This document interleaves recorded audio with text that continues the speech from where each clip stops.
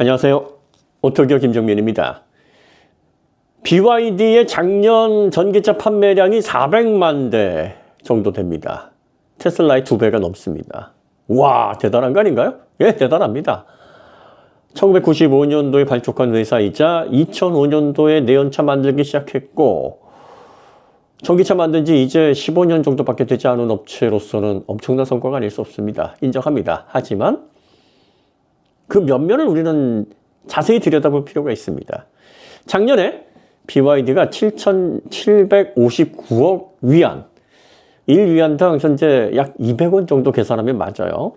그러니까 155조 1,000억 원 정도의 매출을 올렸습니다. 그러면 이 중에서 전기차, 순수 전기차는 어느 정도냐? 400만 대 중에서 절반 이상이 플러그인 하이브리드입니다. 그러니까 전기차 400만 대를 팔아치웠다라고 하는 건 잘못된 워딩이죠. 플러그인 하이브리드 반, 그리고 순수 전기차 반. 한 200만 대, 200만 대 이렇게 대충 계산하면 맞을 겁니다. 플러그인 하이브리드가 약간 더 많긴 한데 크게 차이 나지 않으니까 단순하게 이렇게 계산하면 크게 틀리진 않을 겁니다. 플러그인 하이브리드는 사실 내연차로 분류가 돼요. 내연 엔진과 변속기가 들어가는 한 순수 전기차라고 얘기할 수가 없죠. 분류에서 떨어져 나와야 됩니다. 아직도 과거의 분류 방식에 여전히 매몰되어 있는 한 예라고 볼 수 있죠. 그럼에도 불구하고 테슬라보다 많잖아. 테슬라보다 전기차 많이 파는 1위 업체라는 건 다르지 않잖아. 네, 맞습니다. 하지만 이 155조 1,000억 원 매출에 숨겨져 있는 면면을 살펴보면 우려할 만한 내용이 꽤 많습니다. BYD가 세계 1위, 앞으로 기술을 선점하면서 전 세계 전기차 시장을 지배할 것이다. BYD 무서워해야 된다. BYD 대단하다. 두려워해야 된다. 가성비 끝판왕이다. 뭐 이런 긍정적이면서 BYD의 우호적인 정보를 제공하는 분이라도 모든 정보는 균형이라는 게 맞아야 됩니다. 잘하는 부분이 있으면 못하는 부분도 가감없이 얘기를 해야 되는데 기업에 있어서 가장 심각한 부분이 뭐냐면 부채율입니다. 부채율이 어느 정도 되느냐. 이게 상당히 중요한 부분이에요. 왜냐하면 뭐 상식적으로 너무나 당연한 얘기 아니겠습니까? 가계부채가 전체 자산보다 많다 그러면 그게 정상적인 가계라고 볼 수 없습니다. 그런 가정은 미래가 굉장히 불안하고 그리고 파산할 수밖에 없는 그런 지경으로 내몰릴 것이다. 걱정할 수도 있게 됩니다. BYD가 지금 그런 상황이다라는 점이죠. 이 문제를 짚기 앞서서 일단 기업의 건전성 그리고 또 향후 발전 방향, 또 경쟁력 이런 것들을 가늠하는 가장 중요한 지표 중에 하나가 영업이익입니다. 영업이익이 어느 정도 수준이냐. 얼마나 쥐어짰길래 그만큼을 남겨먹느냐. 이렇게 비난의 대상이 아니라 저 회사가 좋은 상품을 만들어서 시장에서 제값을 받고 충분히 마진을 보면서 정상적으로 판매가 되고 있고 그리고 그걸 기반으로 해서 차후 시장에서도 지배적인 위치에서 계속 앞으로 나아갈 수 있는 확률이 높다라는 것을 보여주는 하나의 단적인 지표이기 때문에 상당히 중요하죠. 보통 자동차 업계에서 완성차 업계의 영업이익률이 그렇게 높지 않습니다. 어느 정도 되냐면 대략 8% 정도가 평균이라고 보시면 됩니다. 8% 정도 되면 뭐 그냥 그럭저럭 평탄은 쳤다 이렇게 얘기를 합니다. 그런데 이제 9%에서 10% 막 이 영역으로 넘어가는 제조사가 있다 그러면 아주 호황을 맞이하고 있는 거고 정말 잘하고 있는 겁니다. 거의 완성차 업체에서는 영업이익 10%라 그러면 탑티어라고 보시면 돼요. 테슬라는 한때 그보다 훨씬 높았는데 그래서 그때 당시에 테슬라를 넘사벽이라고 불렀던 거죠. 그 누구도 야, 이 정도면은 진짜 테슬라가 다 잡아먹는 거 아니냐? 이 정도면 이제 테슬라판 되는 거 아니냐 하면서 테슬라의 그 많은 사람들이 경탄의 눈으로 테슬라를 바라봤던 근거이기도 합니다. 자, 그러면 이제 BYD의 영업이익은 어느 정도 되느냐? 매출은 7,759억 위안인데 영업이익은 375억 위안. 계산해 보면 대략 한 4.9%, 5%가 안 돼요. 하나로 환산해 보면 7조 5천억 원 정도입니다. 아, 굉장히 낮은 겁니다. BYD는 자체적으로 발표한 부채가 277억 위안밖에 안 된다. 그러니까 5조 5천억 원 정도밖에 안 된다. 이렇게 얘기를 하고 있는 거예요. 매출이 155조인데 부채가 5조 5천억이면 와 이거 뭐 엄청 이거는 건전하구나. 아니 영업이익률 5%도 안 된다고 하지만 부채가 그거밖에 안 되는데 BYD 걱정하지 않아도 되겠네. 이렇게 얘기할 수 있는 근거가 됩니다. 그런데 이게 실상이 아니라는 거예요. 블룸버그에서 이게 과연 맞나? 아니 부채가 저거밖에 안 된다고? 영업이익률 5%도 안 되는데? 그래서 관련된 신뢰할 수 있는 조사를 통해서 자료를 확보해 본 결과 블룸버그에서 야 최소 3,290억 원의 부채를 안고 있을 것이다. 하나로 계산하면 대략적으로 66조 정도에 해당됩니다. 이 정도 부채가 아마 최소한 BYD가 안고 있는 부채일 것이다. 그러니까 BYD가 현재 우리가 부채로 안고 있는 게 277억 위안이다라고 이야기하는 거예요. 실제 부채율이 적어도 11.5배는 될 것이다. 이렇게 이야기를 하는 거예요.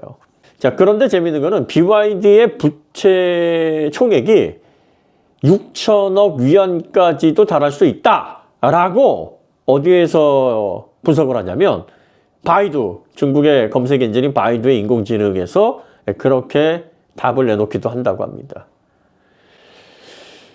6천억 위안이면 120조입니다. 120조. 그러니까 작년 155조 천억 원이 매출액이었으니까 거의 80%에 해당되는 게 부채라는 얘기예요. 이게 완성차 업체에서 그 정도 부채율을 가지고 있는 기업은 전 세계에서 없다고 보시면 됩니다. 야, 이거 진짜냐? 이거 정말 믿을 만하냐? 자, 지금 현재 중국에서 전기차 업체들이 안고 있는 순수 부채가 어느 정도 규모냐면 1조 2천억 위안 정도 된다. 이거는 공공연하게 잘 알려진 사실이에요. 그러니까 지금 전기차 중국 업체들이 안고 있는 총 부채가 240조에 해당한다고 합니다. 그러면 그 중국 전기차를 견인하고 있으면서 가장 급속하게 성장을 하고 있는 데다 영업이익률도 굉장히 낮은 상황에서 기술 개발에 많은 비용을 쓰고 있는 데다가 주력으로 판매하는 전기차가 저가형 전기차인 BYD 입장에서 최대 부채율이 120조에 달할 수 있다는 분석은 근거가 충분히 있을 만한 분석이라는 거죠. 이게 좀 과장됐다고 하더라도 최소한 블룸버그에서 분석한 66조 원의 부채를 안고 있다라고 하면 이 정도의 부채율만 해도 상당히 우려할 만하다. 지금 중국은 1대1로를 거쳐오면서 중국 내의 기업 전체 부채율이 무려 200조에 해당할 것이다. 이렇게 분석이 되고 있을 만큼 정말 경제적으로 심각한 위기에 몰려 있습니다. 200조 위안이면요 4경원입니다. 4천조라 그래도 이게 놀라운 부채인데 그의 10배인 4경원에 해당한다라고 하니 이거 지금 중국 경제가 해결할 수 있는 그런 수준의 부채가 아니다. 그리고 중국 전기차 업체가 급작스러운 발전을 추구를 하면서 너무나 양적인 성장에만 집중해온 결과 제2의 헝다그룹의 사태가 BYD가 될 수도 있기 때문에 주의해야 된다. 이게 중국 내에서 지금 경고의 목소리가 끊임없이 나오고 있는 거예요. 그러니까 BYD가 빠른 발전을 통해서 현재 전기차 테슬라보다도 순수 전기차를 더 많이 200만 대 연 생산을 하고 플러그인 하이브리드까지 400만 대 이렇게 해서 뭐 우격 다짐으로 해서 전 세계 전기차 시장을 23% 점유를 하고 있고 플러그인 하이브리드를 빼면은 그럼 절반인 한 11.5% 그 정도 점유를 하고 있다는 얘기겠죠? 네. 그러니까 이러한 긍정적인 내용들만 이야기하면 안 돼요.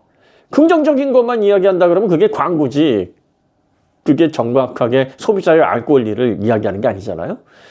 그런데 이 중국과 관련해서 중국을 배워야 된다, 무서워야 된다.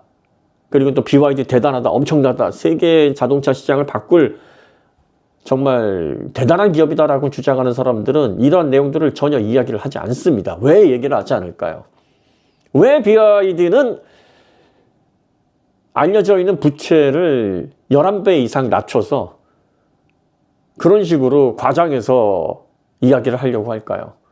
BYD가 그렇게 하는데 BYD의 호의적인 내용을 이야기하는 사람들이 원래 BYD는 이거보다 연 11.5배 부채율이 더 높고 심지어는 120조, 매출액의 거의 80%에 해당되는 120조 원이 부채일 수 있으니까 주의하십시오. 이런 얘기를 하기를 원하겠습니까? 여러분들이 인과관계를 보셔야 돼요. 기업에 있어서 앞으로 존속 가능성 그리고 향후 성장 가능성에 있어서 결정적인 타격을 줄 수 있는 그런 부채율에 대해서 전혀 언급하지 않으면서 무조건 장밋빛 전망만 이야기한다.